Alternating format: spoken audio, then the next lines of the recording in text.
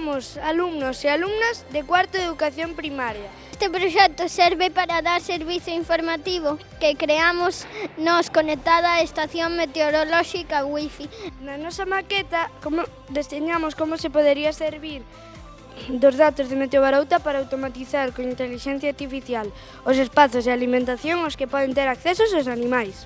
Por exemplo, prognóstico de tormenta con descarga eléctrica e os animais están no exterior, pois o automatismo abre as portas do espazo cuberto ao tempo que emite un sinal acústico para orientar o gando cara ao interior da granxa.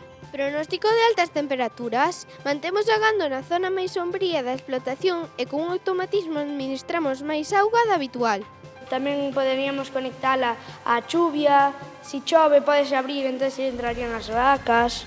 Estas son algunhas das cousas que a nós se nos ocorren, pero a gandeira ou gandeiro pode axustar os parámetros aos seus espazos, tipos de animais, etc.